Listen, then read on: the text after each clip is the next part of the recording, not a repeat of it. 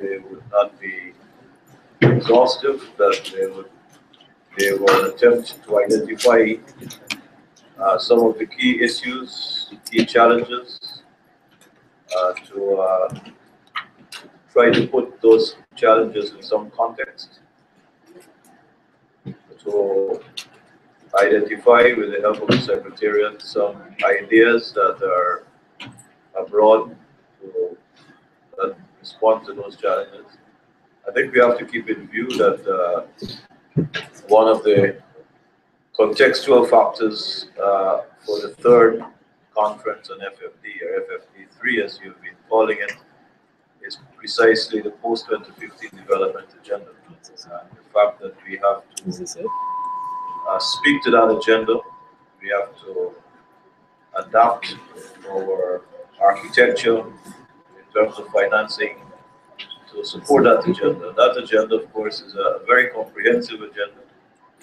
It may not have everything that you want. I was thinking to myself that some of you might have thought that one of the missing goals was a goal on cloning, so that we will have all the capacity needed to respond to that, the demands of that agenda. But unfortunately, that did not happen. But so I think that is one of the key contextual factors from our perspective. The question of sustainability, I think, has grown in importance. The challenge of climate change is becoming more evident from the science and from the experience of many of our member states, many of whom are on the front lines of this challenge, at risk of losing territory, and thinking of locating elsewhere in some cases. The challenge of poverty remains persistent, and we have raised the level of ambition to try to eliminate poverty. Someone might say that's a dream world ambition. The challenge of inequality has grown from all accounts. So I think there has been an attempt, and many of these issues have been, of course, the subject of standalone conferences. We had the conference cycle of the 90s into 2000, and now it's a series of reviews that we sort of synthesized somewhat in the Millennium Declaration, trying to identify a set of targets which we knew were not comprehensive, but nonetheless very important. And now the effort has been to, through a very participatory, very inclusive process, to define a broader agenda, but I think also one that is more integrated, where you draw the different dimensions together.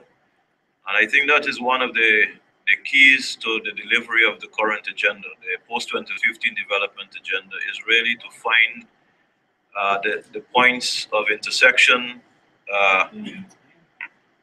is to really develop our models, our policies, our approaches around the principle of integration. I think that has implications for how cabinets may work. You know, we have our various ministries, and those ministries, I imagine, will continue in different ways. But how do we work together? How do we work with other partners on the ground? And how do we harness resources in a way that is more efficient, yet more effective? The scope of any single dollar, if we can expand that by different means, I think. So not only do we want quantum, but we want to also be able to deploy whatever resources at whatever level, national level, international support. We want to be able to use our resources effectively. And so we need ideas on what are some of the, the keys. We are in a search for solutions. We come here with no pretense that we have the answers or all the answers. We have ideas, and you have ideas. I know there have been some questions about structure. I think the question I will pose to you is Monterey a box or a platform? If you want to make it a box, well, we can all try to fit everything into it. If you make it a platform, I think it gives you a little more flexibility in how you respond to an evolving agenda. How do you respond to the learning that has taken place?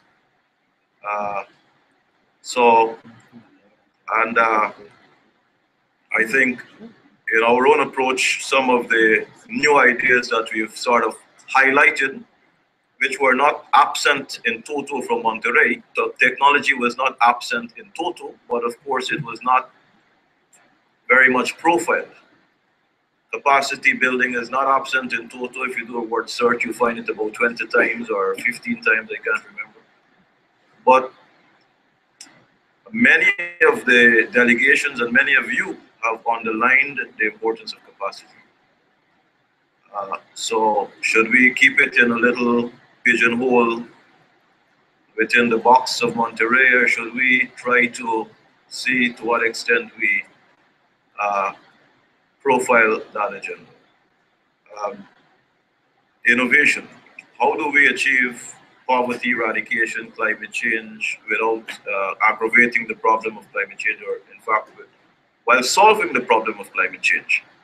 I think technology innovation will be a big part of the answer. How do we make coal cleaner? How do we make oil cleaner? How do we fast track renewables, make renewables cheaper? You know, so there's a complement of issues that we have to deal with, and as you notice, all I have is questions. All we have are questions. We need answers, and we need your help to bring those answers. The question of tax cooperation, I think, has loomed in some of the critiques we've heard is that the G20 fixes might work well for G20 countries, but do they work well for others? Is it simply climb on board the G20 mechanism? We heard some comments that suggest that maybe they're a step in the right direction, but they perhaps do not respond to all the realities. And here in the UN, we're trying to design solutions that are applicable to all member states. You know, we have a bigger constituency, put it that way, than the G20. So, and I mean, I think part of what ADIS will represent will be to harvest some of what is actually happening, maybe adapting it, but it will not, I don't think it should be simply to baptize existing initiatives, but at the same time not to discredit or discount ideas that have some value that might, with some adaptation, take us all to a better place. So this is thinking aloud in full transparency. And we certainly, in the minutes that we have ahead, look forward to your own thoughts, your own reflections on the process so far, and your own ideas. And if we can have a good division of labor today, is that we ask the questions and you give the answers. How about that? Because at this point we only have questions. We don't have answers. I'm being very, very honest with you. So thank you very much. We look forward to your answers. I'm sure there'll be many people who say, well, it's really the right question that needs to be asked. So I'm sure Tova maybe can kick off. Is this one working? Yeah, it is. Okay, before I go to answering the questions, and I think we will be asking answers of you too. I think the first thing we wanted to say is actually really important because we have raised concerns in the past about civil society participation and our ability to speak. A very important thing to say for us now is thank you. It worked really well yesterday. So today we are happy and we want to express it. Of course, this is not a done task and we need to keep working on this, but yesterday we thought worked really, really well. And we were really happy about that.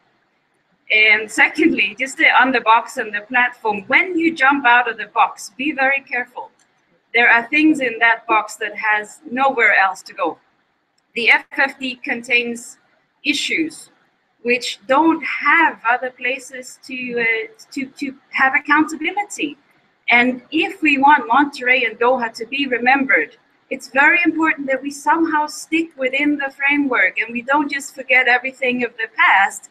And if this morphs into something else, then at the next FFD, FFD4, I will not be able to track governments and say, you promised this, it has still not happened, because they will tell me, but you're in an outdated framework. We changed that last year, so this commitment has changed into something else.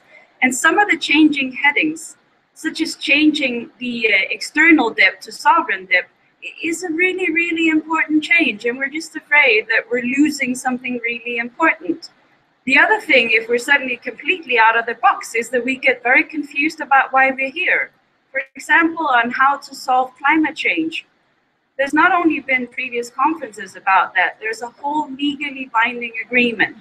And if we start addressing climate change technology here, I have the concern that actually there is a negotiation going on where they will take on legally binding commitments, including perhaps on technology in Paris in December. So I think a lot of people have an interest in getting out of the legally binding framework and into here where you can make a political statement instead.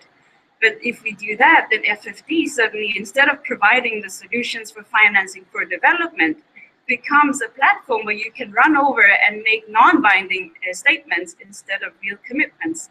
So I think we need to keep the focus, we need to keep the accountability, and we need to protect the issues which FFD is the core place for. So, and just to be clear, we are not against addressing new issues. But we just don't see why we have to rebuild the whole house.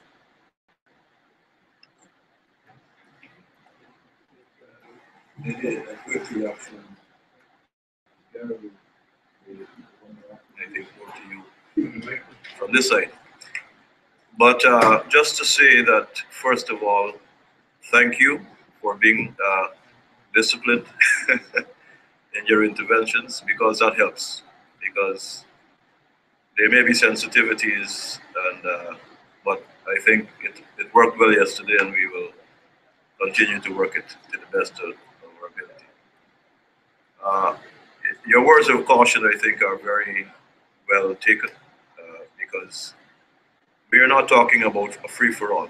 I think if you look at the structure, we have tried to keep as close as possible to the Monterey framework.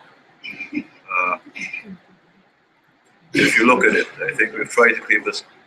I mean, we could get even closer, I'm sure, based on what you're saying. So there is no wish on our part to simply to throw out babies with bathwater at all. We are building. And if you're building and someone is having a bright idea to chip away at the foundation, you know what's going to happen after a while. You know, you have a building that collapses. So I think the words of caution are well taken. And certainly, we are not going to solve climate change in any one place, I don't think. And we would not want in any way to undermine the strength of commitments that need to take place in Paris. I think the thinking is, how can we be helpful? You know, how can we be helpful? And what is it in terms of the financing framework that can be useful in addressing these multiple challenges going forward. But certainly not to do a UNFCCC within Addis. So I think it's a recognition that these things are linked in different ways. And how do we design our approach that takes greater account of the linkages that are real? They're not manufactured linkages. These are real. These are real that I need to say for now. Gary will have all the other answers later. So that was a quick comeback. Yes. Luis Canjo with the Business Sector Steering Committee, and really nice to see, put a face to the voice. So great to have you here. Let me just comment. I want to join my colleague from civil society in thanking you for the openness in which you have commenced the process. Our ability to provide you written inputs has been tremendously helpful, and we will continue to do that. My comments this morning relate to the elements paper, whereas I can recognize again what my colleague says. I see it as, maybe because I am pragmatic and whatnot, I do see this as an advance. And in fact, an effort to really steer us, because I know you are under tremendous pressure to bring this process in line with post-2015 and to really steer us in a direction that we ultimately provide a deliverable that speaks to Goal 17 and means of implementation and the financing underpinning the whole development agenda. And actually, in terms of accountability, if there was one thing that FFD lacked, was a real robust follow-up mechanism at the intergovernmental level and an accountability mechanism. And perhaps if we are elevating that to, to something that we can really provide, then I think we are making a major contribution, and the issues in terms of the accountability will in fact be accommodated. Now, one of the things for business is, as you know, we are very practical, and so in Monterey, many of the actionable proposals were in the body of the document. Now it's in an annex, and that is that may be the way to go. But I think that's something for for further discussion and to see how the concrete proposals are integrated and how we delineate those at the global, national, where the action will take place, and at the local level. But I think we're starting out in a very good place. And so we'll remain constructively engaged.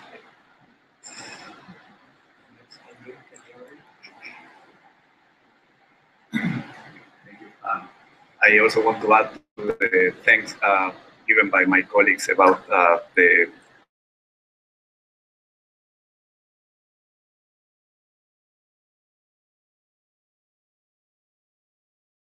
on his question about the platform and the box. And I must say, I would be really sorry if that's what you understood we were proposing, a box. It is not at all. It is a platform. I think we all recognize that it is a platform, and that our message is that the platform works very well with that structure as a platform. So, for example, you're right, there are issues that are not were not absent in Monterey, but when they become a separate pillar, that is an alteration of the balance of Monterey, and that I find that problematic. For example, simply the very fact of how that is chosen. If you make a word search, you'll find sub-regional development institutions several times, also in Monterey. Why isn't there a chapter on sub-regional development institutions? Why isn't there a chapter on SMEs? Why isn't there a chapter on good governance and rule of law? Or we could make a case for many different things that could become chapters on their own. Sorry, what? No, what I'm saying, okay, the solution I think is that there is a very clear criterion. This Monterey was structured around sources of finance, even trade. One could say trade is a non-financial aspect, right? But trade is in Monterey to the extent that it provides support for financing development. You'll see that Monterrey didn't try to like redo the WTO or redo trade. It was just about aspects that had to do with how trade can finance development. And I think the same can be a good guiding criterion for any other issue. So, data is relevant to the extent that data is, measuring, gathering data on capital flows, on things that we need to measure to be able to tax companies and so on and so forth. Technology has financial aspects, but the whole discussion on technology does not, in my view, belong in Monterrey. And I don't think even the Monterrey consensus has approached technology as something that in its altogether to be addressed there. And I think the same can be said for other issues that are not just financial. So there are financial aspects to those things, and that's why they were within certain chapters where they could be addressed. And we just don't see the need to like my colleague said, to change, to bring down the house and rebuild it when perfectly the rules give space for addressing the new guests that have come in. Thank you. Well, it's wonderful to see you, members. And I have to say, Ambassador Talbot, your questions were wise and thorough. Okay, so, and with regard to that, you asked for solutions. It is so critical that the solutions be embedded in the main text, okay? And the difficulty of negotiating that is amazing. But what is the value of the United Nations? When I got involved in this in 2001, I was sold that the value added of what is done between everyone here is the conceptualization of what governments need to do with their development partners and their stakeholders to actually deliver on what we need for a better world. Conceptualization. And I think the inherent difficulty of what we're trying to do is what you said. Many of the critical success variables for each of those headings are cross-cutting and in fact involve some of the topics that we discussed in the first global context meeting. So whether it be, as you say, capacity building or technology or climate change. So if we think about each of the headings, of course, they should include the commitments of governments and development partners. But they really, I think, systematically, we should challenge ourselves and discipline ourselves to think about what do we need to do to develop solutions with regard to capacity? How do we really leverage and leverage responsibly so, we don't fall into this horrible thing where people are saying, hey, the private sector is benefiting and there's not a development impact. We need to, so in each section, think through capacity, leverage, use of partnership, subnational governments. This is really a wonderful breakthrough that the actual pivotal role in commitment in the relationship of subnational governments to central governments. And that needs to be reflected in each section. And performance metrics. I mean, yesterday I tried to hit home. I think you really have a breakthrough here in trying to have a technical basis for looking at flows, because then in the end, everyone can go around. Development happens on a project and fund basis. We need to look at that for development effectiveness and have to be able to go forward. I mean, if you look, what is really sad is we have a lot of answers for development that somehow we forget, and we keep talking about the same thing. We have a lot of the financial structures that have been piloted and worked, and they're not in the document. We talked about pooled finance, for example. We need to pull those things out from the experience of countries and the private sector and experts and get those embedded, because then you create concepts for replication and scaling up. So if that makes sense, tell us yes, and we'll try to contribute on those levels. Thank you. Yes, could you please introduce yourself? I'm Jenny, United Cities and Local Governments. Well, Barbara started the conversation first. I have to thank Ambassador Talbot and Development Co Facilitators for the wonderful way they are conducting these meetings. Something that I didn't hear yesterday was reference to local authority. All know more than 50% of the world's population area, there are people now. And these 4 billion people accumulated in the cities in 4,000 years. In another 40 years, there will be another 4 billion people. So it shows how the urbanization process and I mean, we feel this transformative development and shared challenges might be crucial. So I think local financing and the role of cities and municipalities should be looked into, because there might be other sources which might be tapped into, which will affect climate change, technology and climate change affects cities as well. Thank you. Please introduce yourself. I'm the fund, a non-profit organization working to advocating for transparency of development finance made. I thank very much the co-facilitators for this meeting and for providing this enabling environment here for us to participate. I would like to respond to your challenge about suggesting specific proposals to the elements paper and the conversations on the FFT process. We would like to say that transparency and accountability is very important for the FFT outcomes to be delivered and implemented after they agreed. So it would be really important to build upon existing initiatives that are providing that kind of information that will enable us, governments and civil society, to make these flows and commitments accountable. I would like to raise your awareness about the International Aid Transparency Initiative, IARI, that is providing information about what donors do with the money, where finance for development, and we can be able to track them from source to results.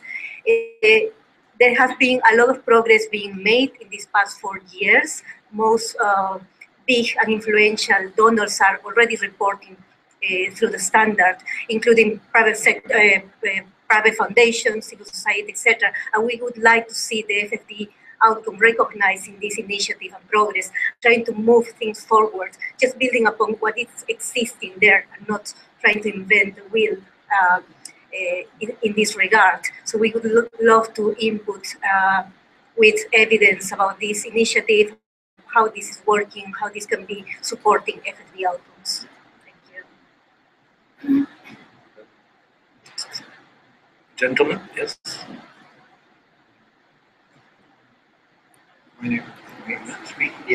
Okay. My name is Albert Bloomsbury. I'm just echoing a couple of other people's voice and where to draw the line. Like many issues requires very effective tools, and that is probably the main point. And I heard a couple of people spoke, government and civil society, business sector yesterday.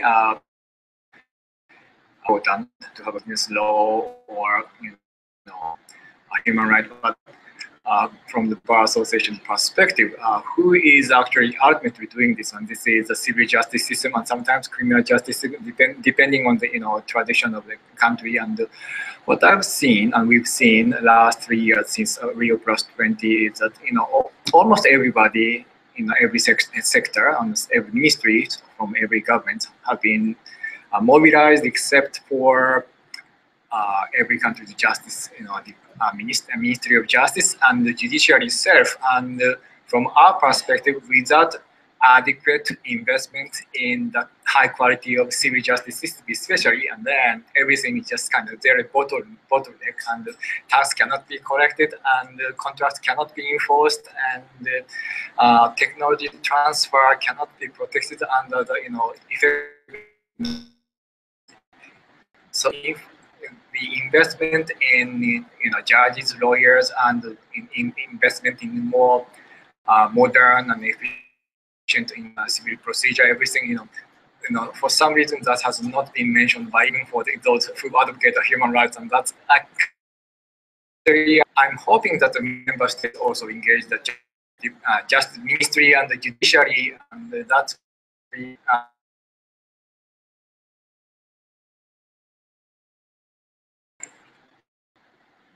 Please introduce yourself. My name is Jean Sedana, and I'm from SITSE, but I also am part of the coordination for the Financing for Development conference. I know that you asked us to give you answers, and I hope that the answers that you got this morning, I hope you build on it. And actually, I have more questions than answers related to the process and how we can continue to provide the answers, actually. So I'm conscious of the fact that we're running out of time, and having prepared this meeting with civil society, there were many questions, as you can expect, that continue to remain about the process. The most immediate one being around the hearings for civil society and private sector in March. We do welcome these hearings, and we are very grateful for the consultation hearing so far. But it is just, first of all, a question and a request, given the diversity of participation, especially geographical diversity, and given the need for coordination and facilitation on the part of civil society, we would hope that we would get sufficiently advanced information about how we can input into the preparation of the forum, as well as participation in the forum itself. And this would be not only on the format, but also regarding the financing of Southern participation in the hearings. So that would be one issue. Obviously, we would not be able to go into the details right now, but I would like to just flag that. A second issue is with regard to the regional preparatory meetings. We understand that there is a schedule now, and this is a question about how these are going to be organized, whether there are going to be specific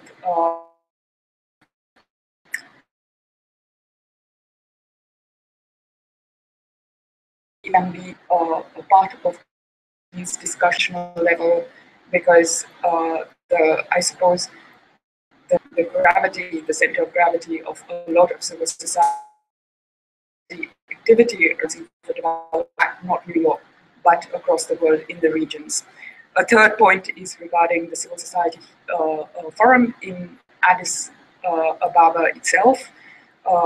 We are conscious of the fact that time is running short, and we would like to start engaging in a discussion not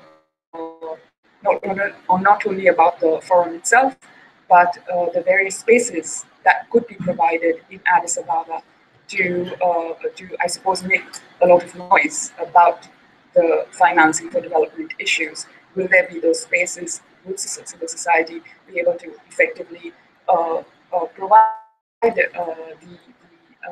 an adequate forum for media attention, etc., so that there is sufficient attention being given to financing for development.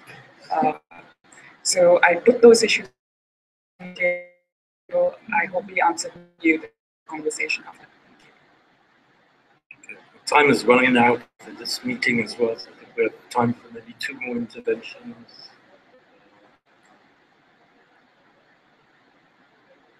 I'm Barbara Adams from Global Policy Forum and Social Work. And actually, question the direction of the questions that Jean just asked. But following on the comments and some of the concerns about the structure, I'm sort of wondering whether or not to make sure we have more clarity about means of implementation and financing, because I think some people think of financing for development perhaps in a more narrow approach, whereas we know through a lot of the work that's taken place here that means of implementation are broader. And if we look at some of what is in the Monterey and Doha process, that clearly is related to much of the means of implementation, which is very important for the SDG and the 17 goals, and making clear that this agenda is responding to that without having to basically rebuild houses. Question,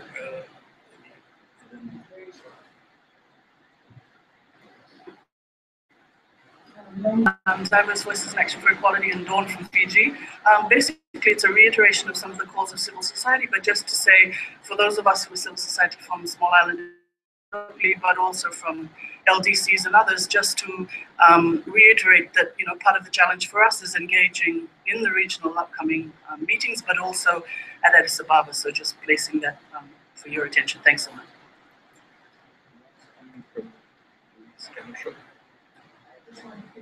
Issues around process and organization, and it's critically important that we get some guidance in terms of our ability to organize what we have seen as our deliverables, a very constructive set of hearings and a very constructive business forum at the conference. And so, and I would like to put on the, for your consideration, we see this and what has been the tradition from both Monterey and from Doha, that these hearings are the opportunity for the two tracks, business and civil society, to impart with the member state representatives our considered views on all of the issues that are being discussed during the intergovernmental process, and our ability to have a day devoted to business, a day devoted to civil society, to be able to impart that information. I fully understand that the UN is unique in that it brings many actors to the table in a very constructive way.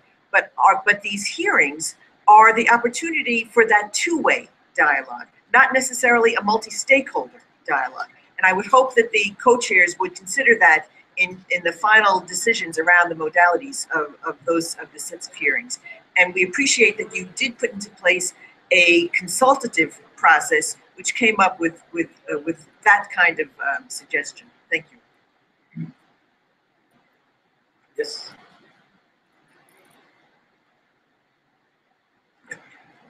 My name is Ashish Kullar from the Major Group for Children and Youth. It's the Children and Youth Mechanism in the government.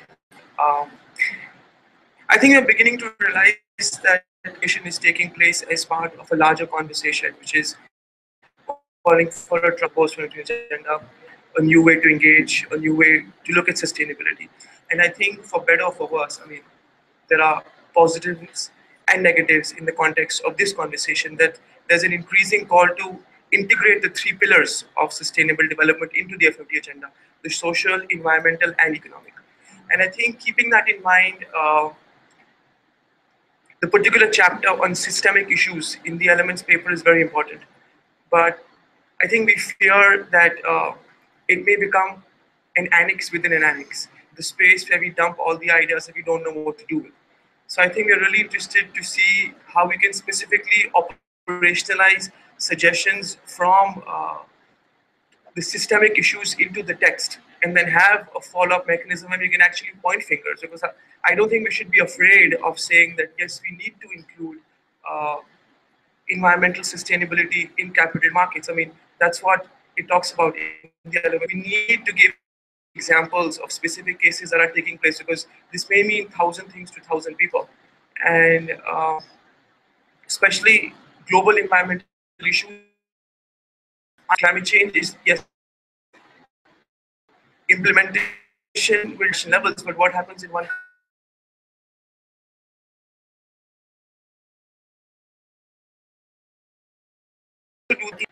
disadvantage the ones that will not be able to have a say in a mechanism that's global and trying to integrate the environmental aspect. So one example that we've been trying to point out throughout the post-2015 process and this process is an initiative being run by UNEP. It's called ERISK. It says Ecological Risk Integration to Sovereign Credit. It's an initiative with NGOs, governments, and credit rating agencies. So just to put that out there and to talk about the structure as well. Thank you very much for the last statement. I was actually going to start by saying that you need to develop a much closer link to the post-2015 agenda. Some of you seem a bit, honestly speaking, delinked from that process. And as you rightly said, this is about integrating the three pillars of Rio into the FFD process.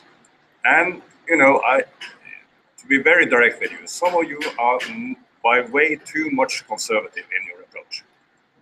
We can continue to be conservative, but then we will make this whole process totally irrelevant for the post-2015 agenda. This is the challenge. If you focus on structure, be my guest, you're more than welcome, but this will not bring us forward. What we need is answers on how to integrate the 3 pillars, and I think you will find that George and I are rather orthodox when it comes to the Monterey consensus. There is no way we're going to throw out, the building blocks of the Monterey consensus. We need that. But if we can't integrate the 3 pillars of Rio, this whole process is doomed to failure. And here I really want to challenge you. Come up with good ideas, discuss with your partners in the post-2015 agenda and see how we can move this process forward, so that when we leave Addis, we know that we have made a real contribution to how to fight poverty and how to fight climate change at the same time. This is possible. It is doable. And I think the discussion we had yesterday was very positive. It came up a lot of good ideas, good suggestions, a lot of criticism, and we need all of it.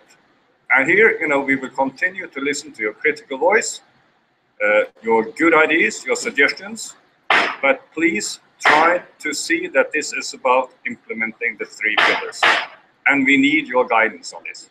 Without you, we cannot succeed in doing this. On the process, I can guarantee you that George and I, we will do whatever we can to make sure that we continue to be an integral part of this. We hope that you will be part of the regional meetings, but that is up to the different commissions. So you make sure that you are in touch with the different economic commissions on this. That's very important. George and I, we have a lot of power, but we can't dictate the regional commissions. Maybe we should be in the next modality resolution. I think we should. In Addis, it's our ambition that your voice will be heard loud and clearly, both civil society and business sector. And we are working on this together with the Ethiopians, and we're working on it together with the Secretariat. And we also hope that we can sort of be a bit more creative in how we are approaching it, and that this will be seen sort of as a new beginning when we are in Addis. But again, looking forward to all of you answering George's very intelligent questions. You have today and tomorrow, and then I think we agree that you can put it in writing until when? The 12th of February. So you have plenty of time to make sure that we have a transformative agenda and that we will implement it. Thank you so much. Thank you very much. So off to work.